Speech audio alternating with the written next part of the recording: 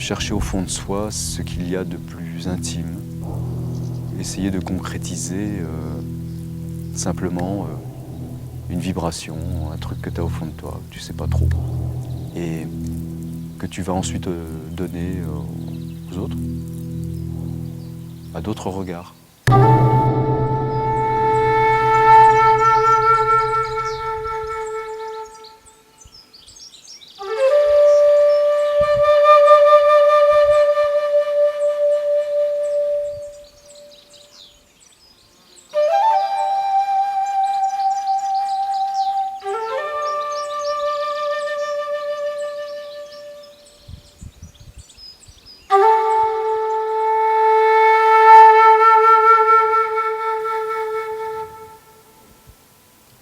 Quelque part, c'est presque le reflet de son propre miroir. D'avoir ces grands traits de caractère, faciles à comprendre, ces grands aplats, et puis essayer de traduire ce qui a donné naissance.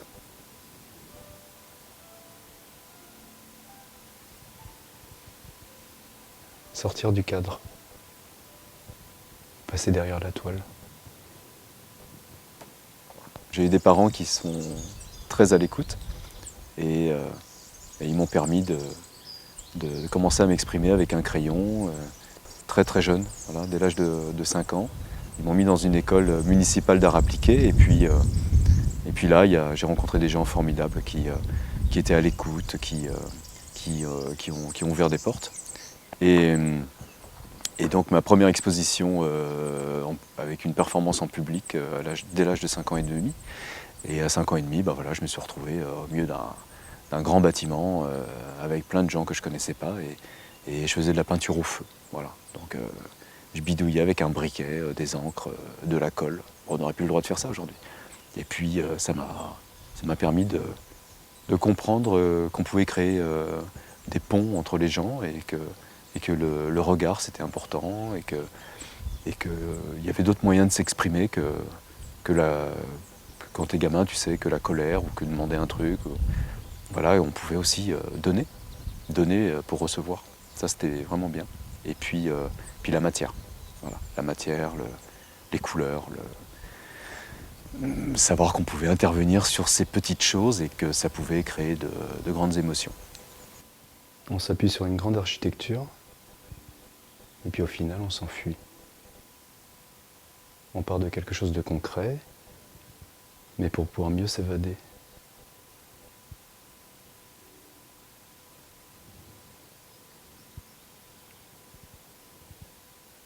Créer, c'est ouvrir des portes. Ça te donne confiance pour aller vers les autres. Donc après, école d'art, Paris, et voilà, des études de design par la suite. Une rencontre avec des professionnels qui étaient dans le jury, donc des responsables de sociétés comme des marques Jean Patou. Voilà, c'était la bonne période aussi. Bonne période où on pouvait tout faire. Voilà. Je dis ça au niveau des entreprises, et il y avait un peu de budget, il y avait ce genre de choses. Et puis après apprendre à travailler avec l'essentiel, c'est-à-dire se dire qu'on peut faire des choses aussi sans avoir besoin de dépenser, de faire des chèques, quoi.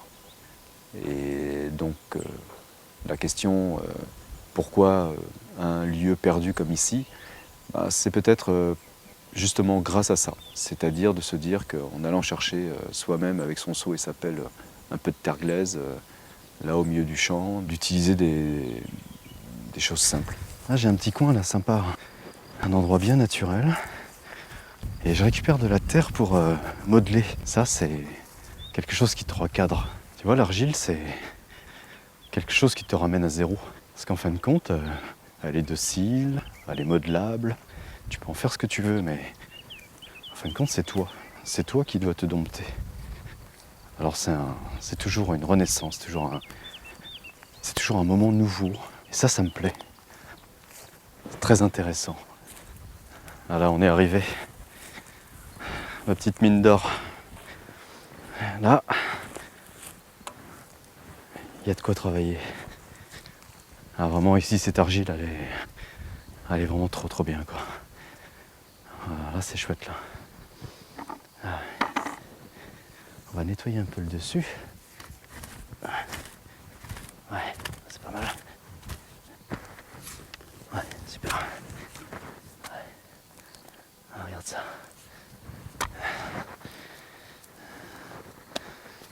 C'est parfait. On peut pas rêver mieux. Allez, retour à l'atelier. On a vraiment une belle lumière ce soir. Magnifique. Je pense qu'un artiste, avant de montrer son travail, il a besoin de se cacher un peu. On a besoin effectivement de se... un peu comme un animal sauvage, de se rentrer dans sa tanière, des fois d'hiberner quelques semaines, quelques mois. C'est une manière de se reconstituer et puis de recharger ses énergies intellectuelles, spirituelles et puis d'avoir les batteries gonflées à bloc et ensuite se jeter corps et âme dans le travail sans regarder s'il fait jour, s'il fait nuit, s'il fait froid, sans penser à ses états d'âme et voilà, s'immerger complètement dans les flots de la créativité et de laisser les choses se faire naturellement. Je pense qu'il faut... je parlais de confiance tout à l'heure, mais après, il faut prendre aussi confiance de son environnement, avoir confiance et se laisser embarquer et oser et ne pas réfléchir. Au final, c'est un travail instinctif. En fin de compte, toutes ces petites formes, c'est presque des pensées. Voilà, c'est des milliers de pensées. C'est pour ça que le détail est important.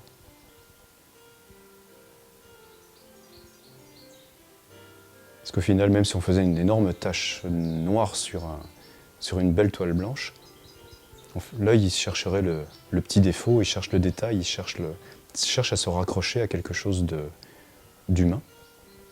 Là, c'est juste ces deux petits points, ils accentuent la verticalité et ils donnent un relief. Juste parce que l'œil, en fin de compte, tu vois, il s'intéresse à ce qui pourrait ressembler à un caractère un peu trop fort. Et hop, ça met en exergue, tu vois, ce qu'il y a derrière. Ça donne un relief, ça habille tout de suite et ça apporte une rondeur à la lumière. Alors que c'est juste un point. Comme quoi l'individu peut être important aussi. Hein. Après, on fait que remplir des vides. Essayer de mettre une harmonie, si on désire une harmonie. Là, on est face à soi-même pour ça. Est-ce qu'on a envie de se battre? Est-ce qu'on a envie de se confronter à quelque chose? Ou est-ce qu'on a envie de se faciliter les choses? Ça fait partie des étapes pour se construire, se déconstruire, se mettre face à ses propres envies. Mais est-ce qu'on peut les réaliser?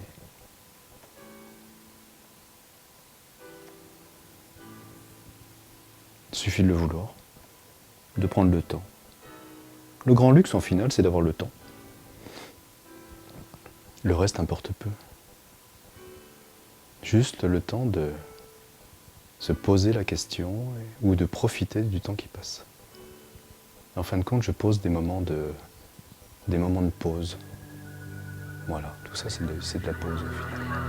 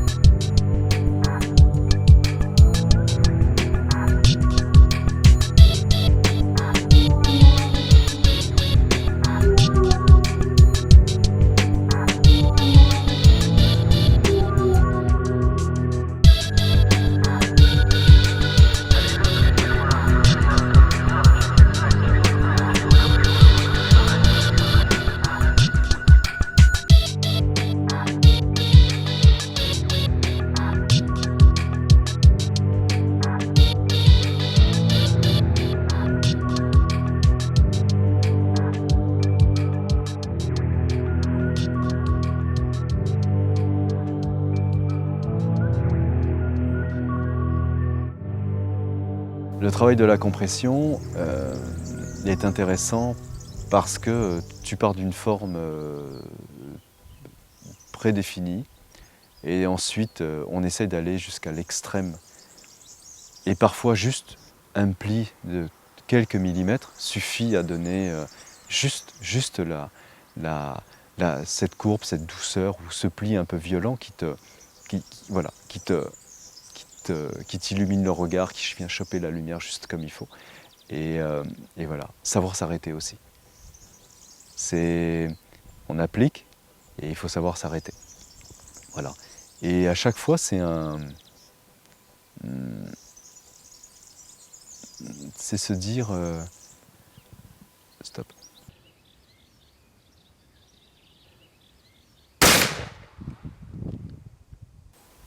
Alors, je parle des compressions et de la matière, de l'acier. Ce qui m'intéresse dans cette matière, c'est qu'au final, à la différence de l'argile, c'est que c'est une matière qui est quand même assez, qui n'est pas forcément aussi docile que ça. Alors même si le feu de la forge permet d'adoucir et de pouvoir la modeler, justement, se rapprocher du travail de l'argile, il y a des moments où le modelage, c'est de la douceur, c'est quelque chose. Et donc j'ai cherché, tu vois, dans la compression, quand tu vas au-delà de la compression, le métal, il se rompt, il se brise. Et c'est une violence qui n'est pas forcément désirée. Alors à un moment, je me suis dit, et si on désirait rompre, demander à la matière de s'expandre et de retrouver ses origines dans la particule, dans la fusion, et voilà. Et je me suis souvent posé la question comment arriver à exploser un peu toutes ces particules et à donner une expression d'explosion interne.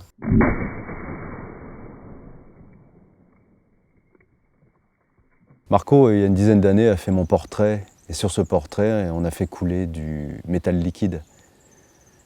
Et c'était une évidence de retravailler ensemble. Là, on a comprimé, inséré une photo sur un support transparent entre deux plaques de verre. Et puis, il y a eu cet impact. Cette balle qui est venue briser ce sarcophage de verre et qui est venue marquer le temps, l'instant. Dommage collatéral. C'est le nom de cette série, de cette photosculpture. C'est un regard sur les espèces en voie de disparition. Et cette balle révèle l'acte des conséquences irréversibles qui nous lient à ce monde, à cette responsabilité que nous avons sur nos actes. Donc ce travail de compression, ce travail de vouloir marier les matières entre elles, soit avec douceur, soit avec une certaine violence, je me suis dit, c'est vraiment ce que nous vivons au quotidien aujourd'hui. Et en tant qu'être humain, de continuer ce message purement intime et émotionnel. Et de le partager, mais cette fois sans cette violence qui peut toucher la chair.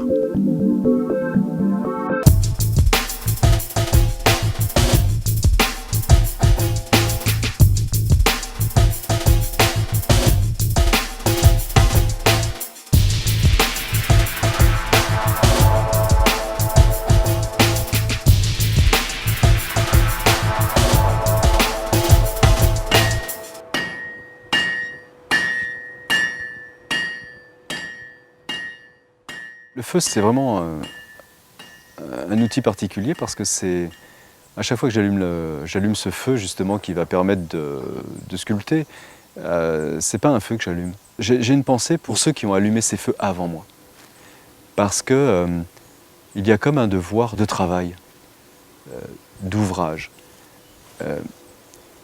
Je me mets une obligation de devoir respecter cette matière, cette alchimie qui est capable de prodiges et de prouesses. Seulement, tu ne peux pas maîtriser la matière si tu n'as pas ce respect avant. C'est vraiment une pensée qui m'accompagne. Parce que je me dis que que c'est quelque chose de vraiment, originel. Et que ce feu, comme on dit souvent, ce feu qui nous anime, en fin de compte, on l'a vraiment en nous. Et j'ai l'impression, en fin de compte, de travailler plutôt avec un collaborateur, avec un ami, avec un complice, avec un être aimé, et de l'accompagner et d'être son extension. Je le vois comme presque comme une puissance divine avec un petit dé, mais comme quelque chose qui est vraiment, vraiment un compagnon de voyage et non pas quelqu'un avec qui je vais me battre. Le feu, c'est le mariage. C'est le mariage entre la brutalité, la pureté, la philosophie et le vulgaire. Et quand tu mélanges tout ça, bah, tu as un truc qui a du caractère, quoi, qui a des tripes.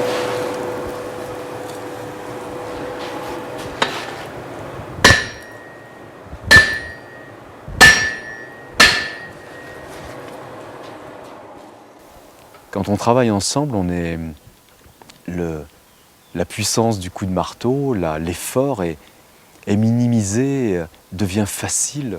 Il suffit juste d'être attentif. Et là, la matière, quelle que soit son épaisseur, elle suit ton geste.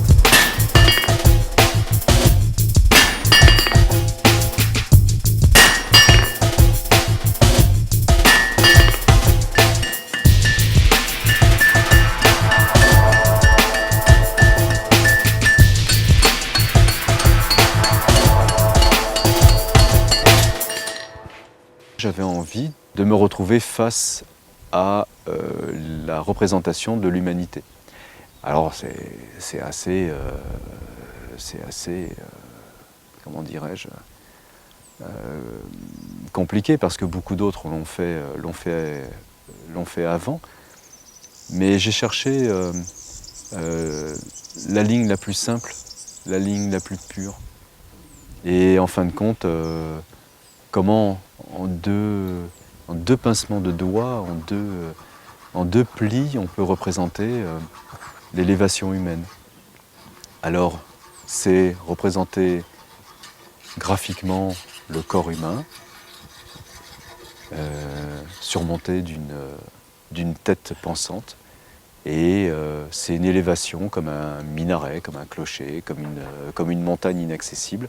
Voilà, c'est de les élever souvent plus haut que la taille humaine, justement pour nous obliger à regarder un petit peu au-dessus de la ligne d'horizon et de se dire l'humanité, elle peut être vraiment jolie, vraiment belle. Je ne dis pas que ce que je fais est beau. Ce que je dis, c'est que l'action de devoir se redresser et lever la tête, c'est essayer de regarder au-delà de soi-même. C'est pour ça que j'ai cherché des lignes excessivement pures, ce qui permet de rendre cette image un peu universelle, c'est-à-dire asexuée, sans signe extérieur de richesse, de religion, de couleur de peau, voilà, c'est simplement voilà, un être humain, homme, femme, qui est là, à côté de toi, devant toi, avec toi, et qui reflète ce que tu es. Donc c'est un miroir qui t'oblige à regarder au-delà.